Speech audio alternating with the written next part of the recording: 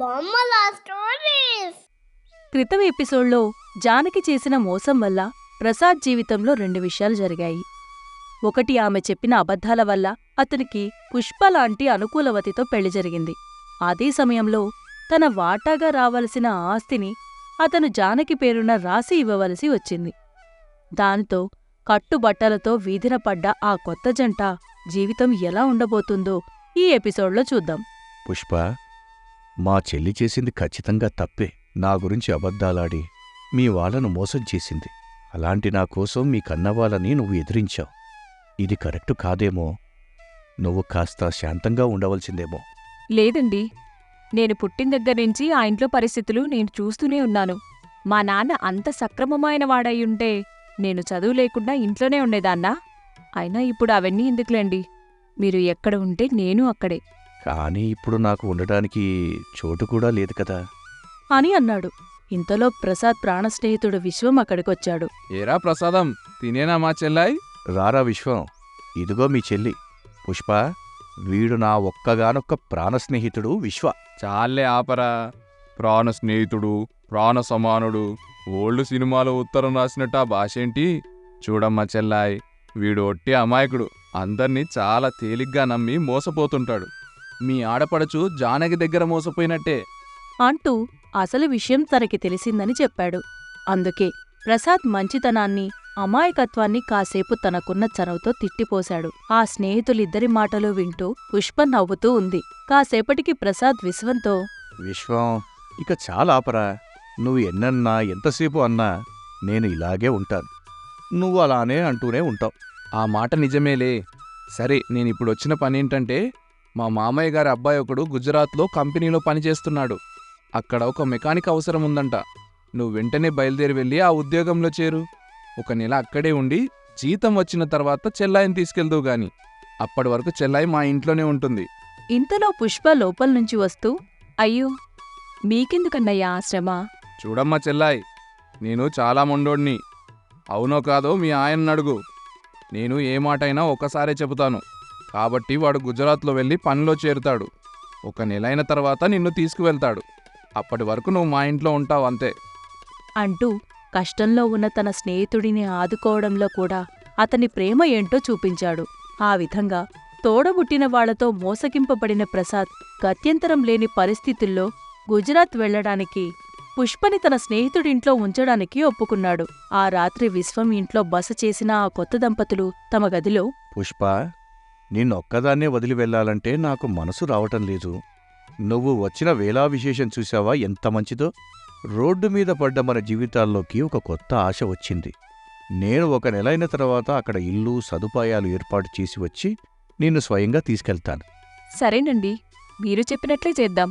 ఈ విధంగా పెళ్లైన కొత్తలోనే తమ జీవితాల్లోకి వచ్చిన అగ్ని పరీక్షను ఎదుర్కోవడానికి ఆ నవదంపతులు సిద్ధంగా ఉన్నారు. అలా వారం రోజులు గడిచాయి. ప్రసాద్ లగేజీతో గుజరాత్కి వెళ్లాడు. అతను వెళ్లిన తర్వాత విశ్వం ఇంట్లో పుష్ప ఒంటరిగా ఉండిపోయింది. ఒకరోజు పుష్ప గుడి నుంచి ఇంటికి వెళుతూ ఉండగా దారిలో జానకి ఎదురుపడింది. బాగున్నావా చిన్నవదినా?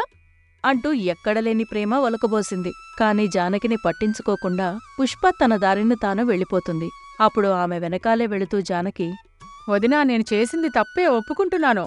నేను అలా ఎందుకు చేయవలసి వచ్చిందో చెప్పుకునే అవకాశం ఇవ్వవా ప్లీజ్? అంటూ పుష్పని వెంబడిస్తూ బతిమాలుతోంది. ఆడబడుచు అంతసేపటిగా వెనకపడుతూ బతిమాలుతుంటే దారిన పోయే వాళ్ళందరూ వాళ్ళిద్దరిని చూస్తూ ఉన్నారు. అందుకే తమ ఇంట్లో గొడవని వీధిలో రచ్చ చేయకూడదని పుష్ప నిలబడింది. చెప్పు వదినా, ఏం చెప్పాలి? చెప్పాను కదా వదినా, మీ విషయంలో నేను చేసింది చాలా పెద్ద తప్పు. ప్రసాద్ అన్నయ్య ఆస్తి వాటాన్ని నేను రాయించుకోవడం, అన్నయ్య గురించి నిజాలు దాచి నీతో పెళ్లి జరిపించడం అన్నీ తప్పులే. కాని నేనలా చేయడానికి కారణం అత్తారింట్లో నాకున్న సమస్య. అంటూ అమాయకురాలైన పుష్పకి మళ్లీ కొత్త కథ చెప్పడం మొదలుపెట్టింది.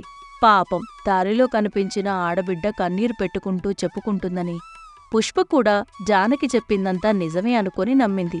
చివరిగా జానకి, వదినా, నువ్వు నాకొక మాట ఇవ్వాలి. అన్నయ్య తిరిగి వచ్చే వరకు నువ్వు నా దగ్గరే ఉండాలి. నిన్ను తీసుకెళ్లడానికి అన్నయ్య వచ్చినప్పుడు తన కాళ్ల మీద పడి క్షమార్పణ చెప్పి మీ ఆస్తిని మీకిచ్చేస్తాను. చూడు వదినా, నేను ఏ విషయం చెప్పలేను. ఎందుకంటే నేను ఎక్కడ ఉండాలి, ఎలా ఉండాలి అనే నిర్ణయం నా ఒక్కదానిదే కాదు. ఊరెళ్తూ మీ అన్నయ్య నన్ను విశ్వం అన్న ఇంట్లో ఉండమని చెప్పారు. విశ్వం అన్నయ్య గురించి నాకు తెలుసు వదినా. ప్రసాద్ అన్నయ్య అంటే తనకి ప్రాణం. ఇక తన భార్య నిన్ను నెత్తిన పెట్టుకుని చూసుకుంటుందని నాకు తెలుసు. నేనిప్పుడు నిన్ను రమ్మనేది నేను చేసిన తప్పుని సరిదిద్దుకోవటానికి, మన మధ్యన పెరిగిన దూరాన్ని తగ్గించడానికి. ప్లీజ్ వదినా, మా ఇంటికి రాలేదంటే జీవితకాలం నాలో ఆ అపరాధన భావన ఉండిపోతుంది అంటూ కాళ్లమీద పడినంత పనిచేసింది. అందుకే పుష్ప కూడా కాస్త కరిగింది. దాంతో అప్పటికప్పుడే గుజరాత్లో ఉన్న తన భర్తకి ఫోన్ చేసి విషయం చెప్పింది. ప్రసాద్తో జానకిని మాట్లాడించింది. అప్పుడు జానకి వదిన దగ్గర ఏడ్చినట్టే తన అన్న దగ్గర కూడా ఏడుస్తూ క్షమాపణ చెప్పేసరికి ప్రసాద్ కూడా కరిగిపోయాడు. అందుకే తన చెల్లెలి ఇంటికి పుష్పని పంపుతానని మాట ఇచ్చేశాడు. కాని అది ఎంత కష్టమో పుష్పకి ఇంటికి వెళ్ళాకే అర్థమైంది. చూడమ్మా చెల్లాయ్, మీ ఆడబిడ్డ గురించి నేను తప్పుగా మాట్లాడకూడదు గాని ఆమె నువ్వు మీ ఆయన అనుకున్నంత మంచి మనిషేం కాదు. ఆమెకి తన స్వార్థం తప్ప పక్కవారి బాగోగుల గురించి అనవసరం. అటువంటి దాని దగ్గరికి నిన్ను పంపమని మీ ఆయన చెప్పినా నేను పంపను. ఏ విషయమైనా సరే వాడు 1 నెల తర్వాత వస్తాడు కదా, అప్పుడు తేల్చుకుంటాను. ఈలోపు నీకేమైనా ఇబ్బంది ఉంటే నాతో చెప్పు. ఏదైనా ఇబ్బందుందా? భలేవాడివన్నయ్యా, నాకేం ఇబ్బందుంటుంది ఇక్కడ? అంటూ ఆడపడుచు అంతగా అడిగినందుకు ఆమె దగ్గరికి వెళ్లాలని ఉన్నా కూడా ఆపద సమయంలో ఆదుకున్న విశ్వం మాటని పక్కకి పెట్టలేకపోయింది. ఇదిలా ఉంటే మరోవైపు జానకి ఇంట్లో ఇదే చర్చ వేరేగా జరుగుతూ ఉంది. జానకిలో ఒక్కసారిగా వచ్చిన మార్పుకి ఆమె భర్త ఆశ్చర్యపోతున్నాడు. అసలు జానకి తన ఈగోని, స్వార్థాన్ని పక్కన పెట్టి మరీ వెళ్లి పుష్పని అంతగా బతిమాలడానికి కారణం ఏమై ఉంటుందా అని ఆమె భర్త తలబాదుకుంటున్నాడు. అందుకే ఆ రోజు రాత్రి, జానకి, నిజం చెప్పవే. నీకు ఉన్నట్టుండి మీ చిన్న వదిన మీద ప్రేమ పుట్టడానికి కారణమేమిటి? ఒకవేళ ఏ కారణం లేకుండా నువ్వు నిజంగానే మారి ఉంటే కనుక ఇదంతా నీ కడుపులో ఉన్న మన బిడ్డ అదృష్టం. ఆ బిడ్డ కడుపున పడ్డాకే నీకు మంచి బుద్ధి వచ్చిందే. చూడండి శ్రీవారు, నేను జానకిని. నాకు ఉపయోగం లేకుండా ఏ పని చెయ్యను.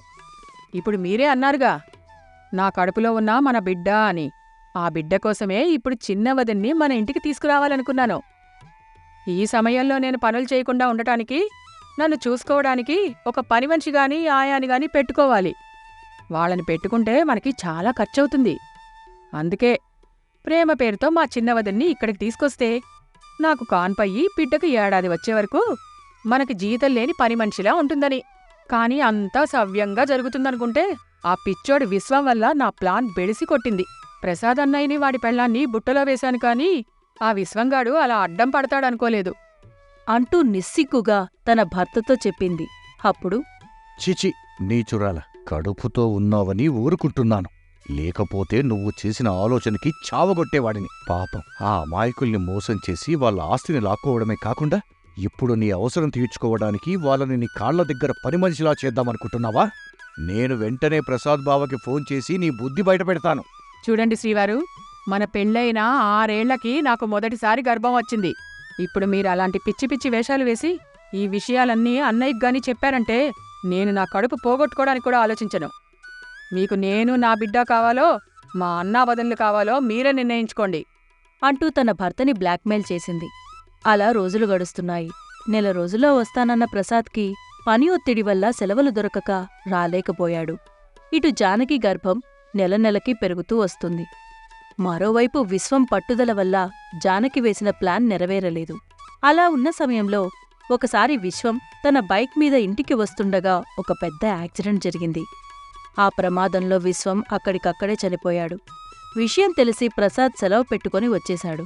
అతని అంత్యక్రియలు పూర్తయ్యాక విశ్వం భార్య బాధలో పుష్ప మీద నోరు జారింది. ఏం దరిద్ర పాదమేనిది! అందుకేనేమో రూపాయి ఆస్తి ఇవ్వకుండా మీ అమ్మ బాబులు నిన్ను వదిలించుకున్నారు. నువ్వు నా ఇంట్లో అడుగు పెట్టావో లేదో, బంగారం లాంటి నా భర్త చనిపోయాడు. ఇంక నువ్వు నా ఇంట్లో ఉండటానికి వీల్లేదు. పోవే, నష్టజాతకురాలా అని అంది. దాంతో ప్రసాద్కి ప్రపంచం స్తంభించిపోయింది. ఇన్నాళ్ళు తనకి తోడుగా ఉన్న ప్రాణస్నేహితుడు దూరమైన బాధ ఒకవైపు ఉంటే, మరోవైపు తన భార్య మీద నష్టజాతకురాలు అనే నింద పడింది. కాలం మంచివాళ్ల జీవితాలతో ఆడే ఆటలు ఎప్పుడూ ఇలాగే ఉంటాయి కదా. అసలు ఆస్తి పంపకం అనే ఈ కథలో తరువాత ఏం జరగబోతోందో, పెళ్లి అవడంతోనే కష్టాల్లో పడిన ఆ కొత్త జంట జీవితాలు ఎలాంటి మలుపులు తిరగబోతున్నాయో మరో ఎపిసోడ్లో చూద్దాం.